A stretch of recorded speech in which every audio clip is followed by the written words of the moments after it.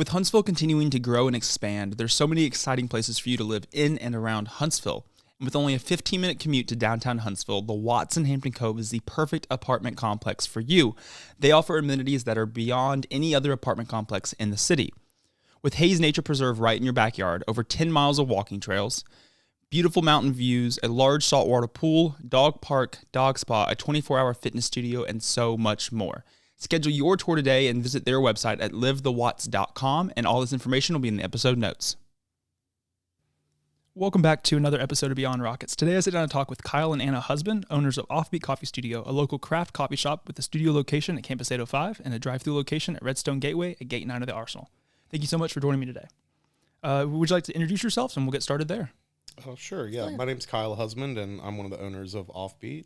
And I'm Anna Husband, one of the other owners of Offbeat. So I had Drew Fanning of Offbeat, I guess, back on the podcast in July of 2019. So that was, I think he was my second guest ever, which is crazy just to see how far time has gone since then, because that was, shortly after y'all opened, I guess, in 2019.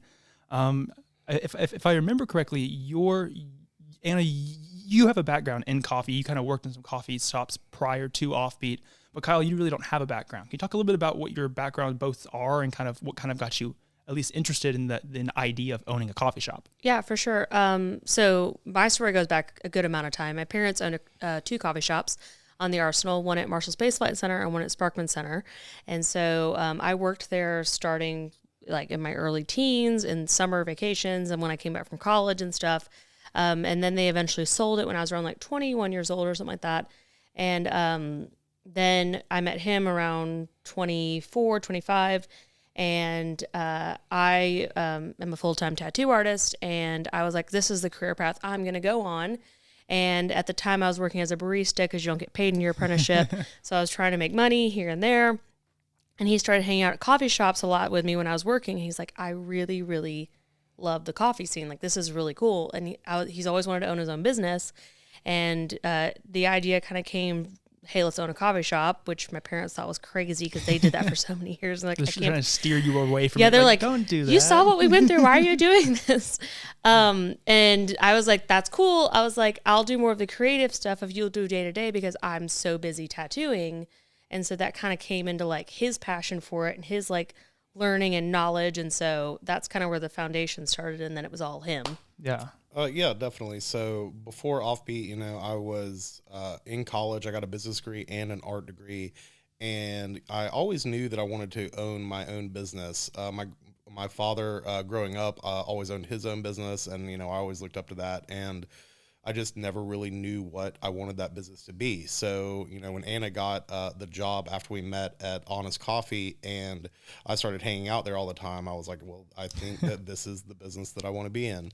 And, we, as you said earlier, Drew is the other owner. We hired him on to kind of be the coffee expert, and I learned a lot from him. And, I guess the rest is history there. So, like when I had Drew on for in 2019, I guess it was shortly after you opened. So so you have this idea, like a little bit of a backstory, I guess. You have this idea, you're like, let's start a coffee shop. Huntsville's coffee scene was way different. Like Honest was primarily the only one. There might have been Alchemy as well. Yeah, Alchemy. As well. So was it did you see that Huntsville was growing and was like, hey, I could add this, I could add a different element or a different twist to what there already is? And was it kind of tough to navigate that, or I guess with the expertise of your parents and working at Honest, you kind of had some mentors to kind of guide you? Yeah, a little bit. I could see, I would consider my parents' shop like a second wave, which is like we're a third wave shop, which means we make our own syrups. We have a little bit more science behind the coffee. Where like second wave is kind of like Starbucks, where you can kind of prepackage flavors and like kind of it's a little more, I don't know, commercial. I don't know how to like describe it in that sense, but I was like, I really think that people in Huntsville are starting to catch on, maybe because a bunch of scientists are here, are really enjoying to know like the process of like coffee and like making it in different ways than just what we were, used to.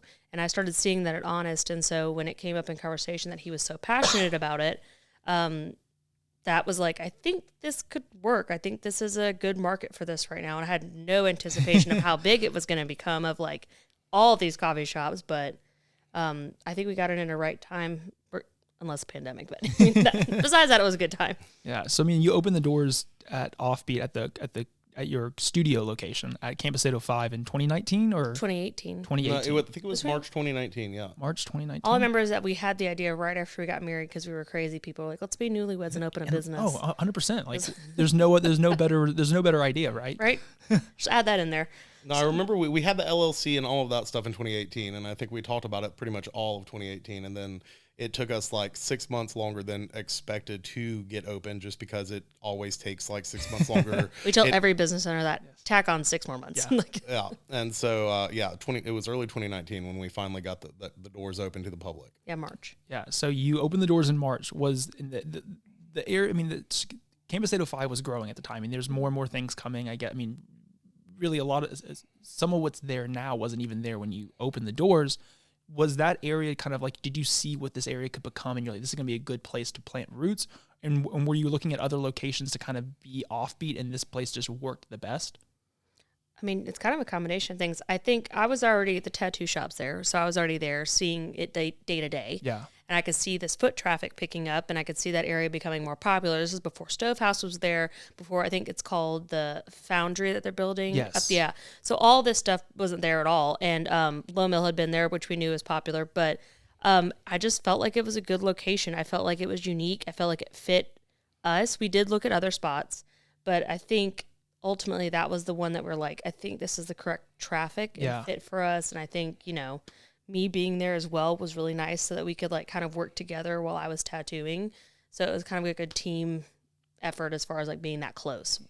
Yeah, what was the success when you opened the doors? Just overwhelming, or did it take a little bit, you think, to get people to kind of this idea? I mean, the coffee scene was growing and you were right at the right time, but was the success overwhelming right off the bat, or did it take a little bit of time for people to kind of catch on to what you were doing differently from other places? So it was pretty interesting with the Campus 805 location. That's known as more of a nighttime locale. It's full of bars, full of restaurants, things like that. There wasn't really anybody that didn't work in an office in the building that was going there in the morning. So we definitely kind of had to train the public to come there in the mornings. That was one of the challenges early on. We used to stay open a lot later, and I think that kind of helped get the word out that we were there, and that these people that are coming to drink at night could also come to have a cup of coffee in the morning. Yeah. So it definitely took a little while to get there, for sure. Yeah, because I mean, I think I started doing some stuff with y'all shortly after you opened. I guess maybe 6 or 8 months after you opened. The time frame is all. It might have even been within your first year of opening. I can't even remember. Pandemic years. I'm telling you, it is. Yeah. It is. It's all a blur. But I mean, it's interesting just to see like how things have changed. With like you said, it was tough to get people to come there during the day, but now more people are working from home now, and so you kind of have that people that are coming in pretty early to work there from 7 to noon, and that's kind of their day now. And then you had to transition, and we'll talk a lot about that, because from 2019 when I had Drew on to now, I mean, your business plan has been pivoted and changed multiple times probably throughout the years. A big thing that happened, I guess, since having Drew on is you opened a second location. What was the idea and the kind of the premise behind opening up the Gate 9 location on the Arsenal? Well, we just really thought having a third wave drive-through location in Huntsville would be something kind of new and interesting. And the Gateway, it's right outside of Gate 9 of the Arsenal. It's a growing area. It's still really, it's growing a lot right now. There's buildings going up all around the shop all the time. And to be able to kind of harness some of that traffic going into Gate 9, the people going to work, we just thought that it was a really good spot to put a drive-through location with a little bit of a condensed menu from what we're doing in Campus 805. And we always knew we wanted another location, and we kind of were simmering on what we wanted to do, and then we kind of, like, all of a sudden we saw this availability in this location, and we're like, I think this could work. And my parents having that coffee shop in the Arsenal, I kind of knew about the traffic that was going through Gate 9 and what I'd experienced when I worked out there, and I was like, I really think that capturing that clientele on the way in versus having them get to their office, settle for a cup of coffee that's just there at the office break room, is a big difference. Like, they'll like, oh, that's a good cup of coffee, and I want to like have a Keurig. Yeah, I mean, because like you opened the doors and you opened the drive-through there right before COVID. I mean, it was pandemic. It was during COVID. It was because we were trying to push to get it open quicker, because we're like, this is the only way people could come get our coffee at this point, because we were pretty much shut down except for pull-up orders. That the 805 location. Yeah, at that time we were only doing curbside pickup at the Campus 805 location. We weren't even letting people come into the shop at that time. So it was the drive-through was important to get open. Yeah, it was a big push to get yeah. I get mean, that like location open. I couldn't. So like I mean, just thinking back. I mean, like obviously COVID, like, the years kind of all blend together. But I mean, you're able to open the doors in March of 2018, I guess it was. You said. Or 2019. And then you start seeing the growth. You start seeing the people are starting to kind of catch on to what you're doing, and then the pandemic hits. And then that momentum that you've kind of grown is just kind of how did you mentally kind of work through that? Because I mean, it's one of those tough things, because it's just like you've worked so hard to get this passion project to be a reality, and then you've seen people start catching on to what you're doing, and then this happens.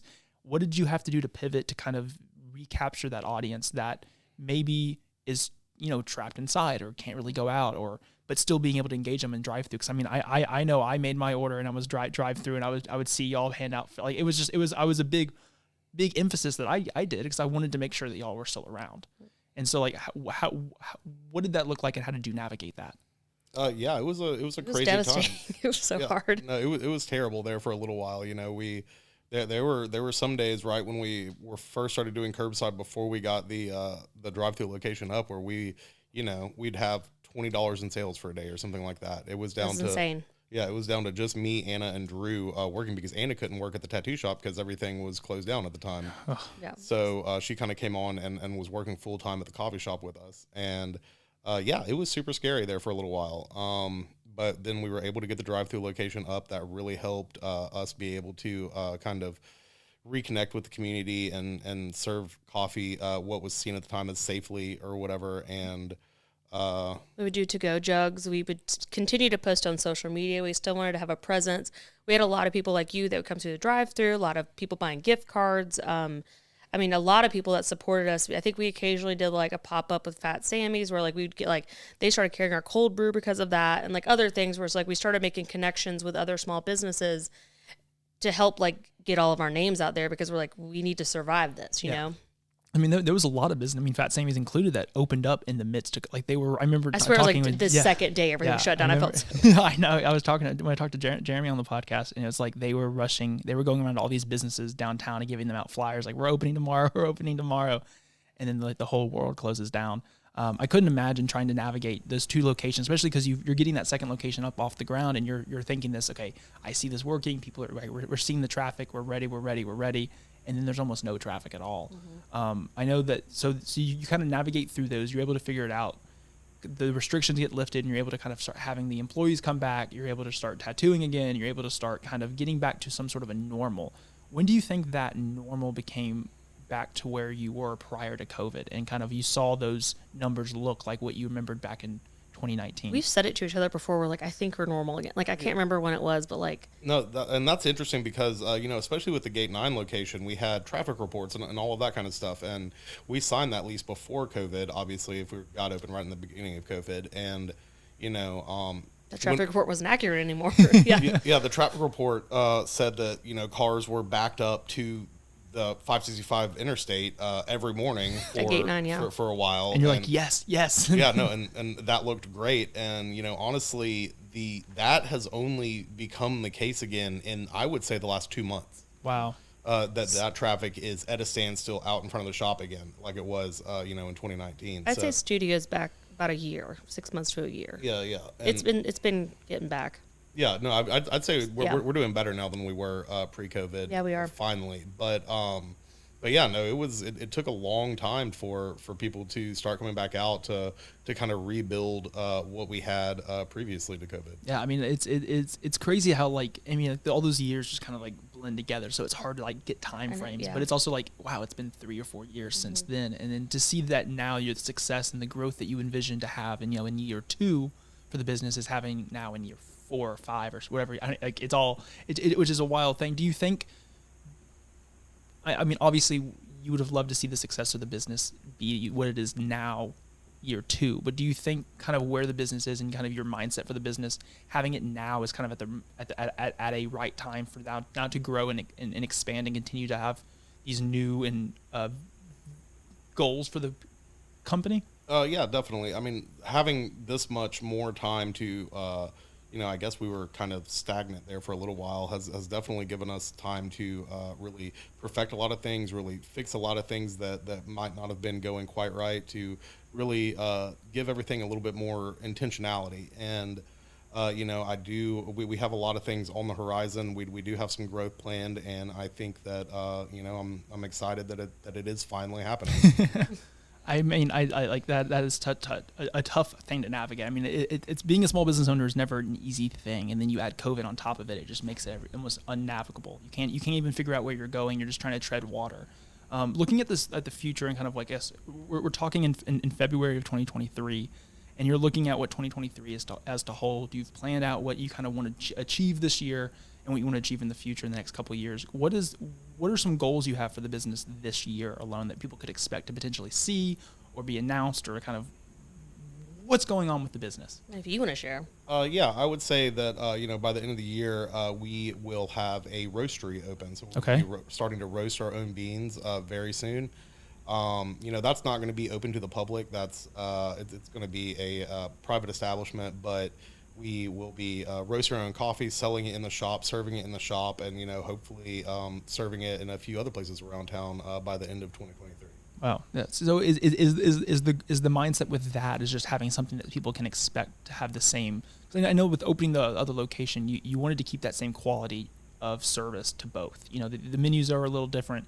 Is the idea of having your own roast that's on espresso that people can expect to taste?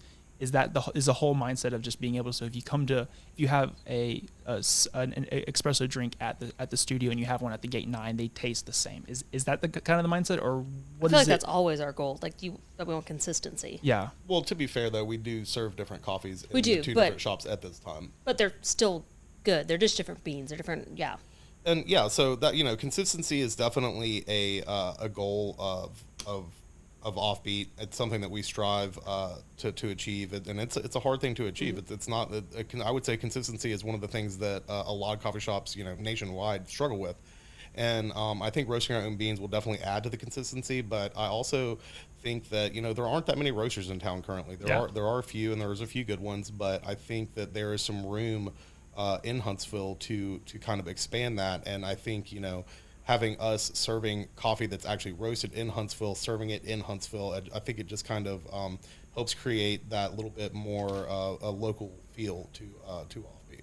Yeah, I mean, I think it's hard. Like whenever I travel to a new place or go to a new city, I mean, the things you always look for are coffee shops, and I look for a lot of breweries. And so like when you have those two options as places to kind of be a staple for the city, and you think of you want to be out at an apartment, you want to be at an apartment complex, you want to be at a hotel, you want to be at an office building, and these people that are coming to Huntsville for the first time to work that don't really know much, but they see something, a local roasted coffee available at their office, it's like, oh, I wonder where Offbeat is. And you kind of have that spark, because it's those subtle things that get people to say, I'm curious where these places are, and then they get connected with the community and they get involved.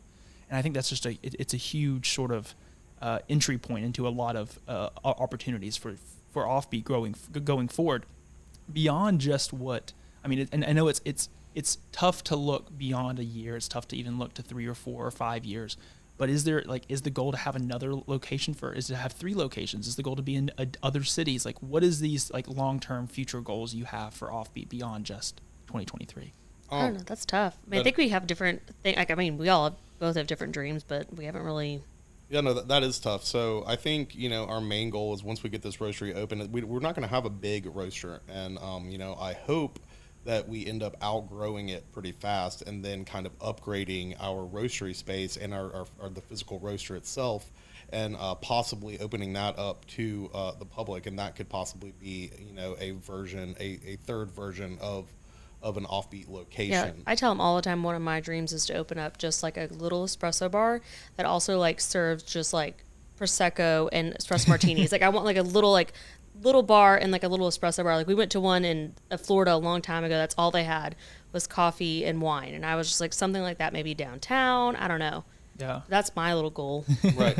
No, we honestly haven't. We're trying to concentrate on our short-term goals at the moment. We've obviously got big dreams. So long-term goals. Offbeat survives forever.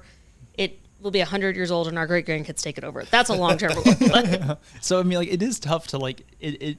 do you find yourself often just trying to like stay on the day to day and like just envisioning the long term goals every once in a while, or do you find yourself constantly going between the two of like, I want to do this. Well, like I'm right here. Well, I really want to do this, but like we really got to think about what tomorrow looks like. Is it tough to balance that, or how do you do that? It's like week by week. Yeah, right? no, Like no. there's some weeks that they need, like Offbeat needs us day to day.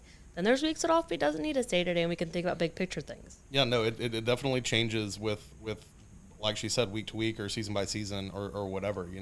Sometimes I'm spending 5 or 6 days a week at the coffee shop, in the coffee shop, serving people coffee, and then other times it's I don't necessarily have to be there on a day-to-day basis. I've got my managers running things pretty smoothly, and we can kind of concentrate more on these big overarching themes and ideas that we're working towards. Yeah, I mean, there's value in working in the business and on the business, and there's a lot of times being that small business owner, you are working in the business a lot, and it is tough to get that on the business because like you want to work on the business, you want to work on the business model, you want to work on what the future looks like, these long-term investments, these goals, these ambitions for what you want it to accomplish, but you're also like, wait a second, I really got to be there today to serve an espresso because someone called out sick. Like you're the first person that they call. Out of all the roles and all the different hats that you both wear as a small business owner, owning a coffee shop, what is one hat that you wear now that you knew the least amount when you first started, and how did you develop that skill to be as good as you are today at that? I mean, I would say for me, the thing that I knew least about when we first started was probably the coffee aspect of it, honestly. Like I mentioned earlier, I'd learned a lot from Drew in the beginning, and Drew moved to Atlanta about a year ago now, and so I had to kind of take over doing all the training and doing all of that kind of stuff, and I still do the majority of the training for every new barista that comes in. But at the very beginning, I didn't really know much about any of that at all. So I would say that's the actual coffee side of things, the coffee science side of things. I was gonna say human resources. They call me HR.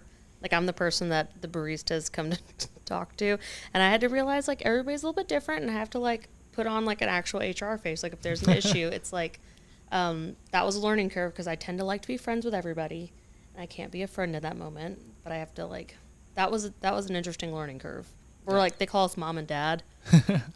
And I'm the same age as some of them, so I find it interesting. Yeah, I mean, it's one of those. It's a tough. I mean, I couldn't even imagine navigating it because like it is like creating Offbeat. It's like creating it's like you're the baby. Like this is this entity that you thought of, and you're like, this is gonna be something I'm gonna bring to Huntsville. This is gonna be a great thing to add, and you kind of have to at some point you have to relinquish roles to people. That's tough. Like, is that? How much of it do you think of, is it constantly like an oversight that you're just like, I kind of always want to have my hand in it? Or have you got the people in place now that you think that you believe that they know what your vision is, and you've kind of you've given that to them and they kind of see what you're wanting to do? Or do you still kind of have a little touch in everything? I would say, we've got a really good team in place right now. I've got really good managers. I've got really good baristas. I am able to be a lot more hands off than I have been, historically since we opened more recently, and that's been really nice. Like we were saying earlier, it gives me a little bit of time to kind of work on the future and work on the bigger ideas, but I still like to go in there and taste the coffee and make sure that everything is up to the standards that we set. And so I feel like as the business owner, I can't be too hands off because then what's going to happen, I don't know. I don't know if I want to find out. But I was gonna say I can't keep my hands out of the art stuff or like the decor stuff. I have to learn to step back a little bit from that sometimes and let like other ideas come. But I just have a hard time because that's like the thing I still keep my hand in. Like always, I do the T-shirt designs, I do the stickers, like I did the interior design, I did the logo, I did all these things, and it's like, okay, like Anna, you can have other people's ideas, it's good, but I still enjoy doing it. I will say, especially with our current team, it has been kind of nice being able to relinquish some of that control and hear some of their ideas and use some of their ideas and really, I feel like it's become more of a group effort in the recent time, in the last year or so, than it was in the beginning, and I feel like that's a really good thing because it's always good to have multiple perspectives and on what's going on and what needs to happen. So I really appreciate that. Yeah, we have a really great team right now. Yeah, I mean, looking at the coffee scene in general, from when you first opened the doors to the studio location to opening the doors, at the Gateway to where it is now and where it's going to be? What sort of trajectory do you see it on, and what do you hope the coffee scene is able to do in Huntsville, and what do you hope that Offbeat's able to do for that coffee scene here in Huntsville? Ooh. I mean, I would like to see a lot more focus on third wave coffee versus, people going to Starbucks. I have nothing against it. We drink it if we're on the road. Like, it's not an issue. I just want people's first choice to be a local business. Yeah. I would love to see everybody's mindset pivot that way instead of the convenience of Starbucks, because I want to be we have convenience too. We have that drive through. Yeah. Most coffee shops are pretty quick as far as speed these days. I mean, that's what I would hope. Yeah, no, it's an interesting question. The coffee scene in Huntsville has grown so much since we got open that I don't know what the future holds for us. I would never have thought 4 years ago that Huntsville could even support as many coffee shops as we have now, but they obviously are, and I love that. But yeah, like she was saying, I just really want people to realize that local is always an option, whether you want something fast or you want to go sit down somewhere. Like if people would just concentrate a little bit more on local coffee rather than some of these other chains, I think that would be great. Yeah, I mean, do you think that it's interesting to me just being involved with a lot of local stuff that I am. I know of a lot of things that are going on. I try to keep my ear to the ground and just be aware. But there's still so many people that just don't know. Do you think that the offering, that having your own bean and having your own roastery kind of gets you into that door, into that window of maybe into a office building wanting to have their team have their coffee for 3 or 4 or 5 stories of just all these people that are working that maybe are really tunnel vision in the sense that they just know what they know. They don't really expand out too much, getting them aware of hey, we're here. Is that also a big part of just getting people aware of hey, there is local coffee here, is getting in that roastery? Yeah, no. So you pretty much hit the nail on the head with all of that comment. That is kind of our plans in the beginnings of the roastery. Is once we are making the coffee that we're actually serving, is to actually try to get into some of these bigger office buildings for that exact reason. Like you said, people know what they know, and we're a transplant city. So when people come here, all they know is the coffee shops that they have back at home, and the ones that we have that they also had are probably the Starbucks and the Dunkin' Donuts and the places like that. So I think, definitely having them drink our coffee at work or being exposed to our coffee when they first get here, if they're moving here for work, is definitely key in getting that awareness out there that, we're around, we serve good coffee, and you should come check us out. Yeah, I think, and this was actually one of the lessons we learned. You're trying to teach people to change their habits, right? Mm-hmm. Which is a very challenging thing to do, especially with a morning routine or afternoon routine, especially with drinks or whatever. And it's that's what we'd be doing. It's I know that those office admin go order bulk from the same thing because of the convenience and it's good coffee and blah, blah, blah. So if we can somehow make it just as convenient and be a local business, that's what our goal is, to get into those spaces. Because I get it. We're all creatures of comfort, right? Yeah. So I think that's our end goal, is to be accessible to them. Yeah, I mean, I talked with a local restaurant owner in town, and they're getting into catering, and they just wanted them to be a priority. Like people that restaurant or offices that cater, they choose the same 4 places to cater. There's a lot of small business owners that have their own one restaurant that would offer catering. They just aren't aware of it, or it's tougher for them to make it as convenient. And so working through all the different the avenues of ordering, the avenues of delivery, the avenues of whatever it might be, to make it as easy for them, so that Boeing or that Adtran or that Blue Origin says, let's order food from Mason-Dixon. Let's order food from wherever for our lunch party, rather than ordering it from you name it. And so I think it is that convenience. It is that creature of habit, and it's just making it's making local stuff, local coffee, front and center. And that's that's the biggest goal is I couldn't imagine just all the different. Are you constantly trying to figure out new and innovative ways to do it? And is there any ways that you've tried that you're this is going to be the way that I'm going to get people to come in, and it just did not work? Man, no, changing someone's pattern that's difficult. And I'm trying to think of all the things we did. I know with the 805 location, because it's right next to Governor's, we're oh my God, everybody's going to stop in the morning for coffee. But, and we would try to capture that, but ultimately that's not what they wanted to do at first. And so we would have to post at certain times in the morning, or we would have to draw attention to our like morning. That's what we're talking about, morning traffic, where we've had to build it up because we just assumed, oh, of course they're going to stop. They see us. We're right there. But I mean, I'm trying to think other patterns. It was a lot of social media. Yep. It was a lot of events. Like we had all those pop-ups. Yeah, classes for the public, a lot of things. I mean, there's a lot of things that we've thrown at the wall that haven't stuck. Like, during COVID, we were doing, like ice latte jugs. And, we saw a few other people in other cities and stuff doing that. And, it was working really well for them. So we were like, all right, well, let's try that out. And, that failed pretty spectacularly. I don't understand because I would love to have an iced coffee jug at home. You're like this, like I want an iced latte jug at home. Yeah. Can I be your only customer and make this work? Maybe exactly not. Right. Maybe not. But the cold brew did well. So that's the funny thing is like the jugs worked for cold brew, but not for latte. I don't know. It was. Yeah, it's definitely it's a lot of trial and error to try to get all this stuff figured out for sure. Our food menu rotating, like what food do they like the most, and I mean, yeah, it's constantly. It was a lot of stuff like that. Now I feel settled in our menu and. Yeah. I mean, we've still got changes coming though. Yeah, always, I'm sure. Always. So looking at this journey you've had with Offbeat over the last few years, do you envision and do you think that your success right now is because you were in the right place at the right time, or do you think it was because of your hard work along the way that got you to where you are today? I mean, I definitely think it's a little bit of both. At the time there weren't as many coffee shops. There was only two quote unquote third wave shops in town.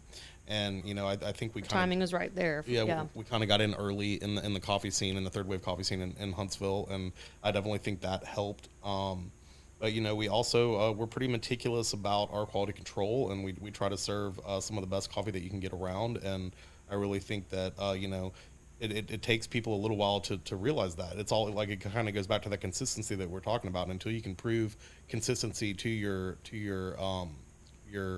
customers, they're why would they change their pattern, right? I think it's all about that. Like it's like what we were talking about. Like if you're consistent and you continually, like, I'm always going to get this cup of coffee at Offbeat, then of course I'll change my morning routine and stop here. And I think that that was where our hard work had to come in. Like I think we were lucky at our timing, but I still feel like it was like us constantly making sure that consistency was good, making sure that people had a good experience. And you can't make everybody happy, but I think we worked really hard on that, and we have a really good team. I feel like we consistently have a good team. Yeah. Yeah. I mean, I think like being in the right place, it's like if you're not going to be able to capitalize on that timing unless you've had the hard work along the way, and then that timing is not going to be the best it could possibly be unless you have worked hard and you continue to work hard. And I continue to see that with y'all. I mean, I can like the success of the studio. I mean, it's hard to go by there in the mornings and not be full.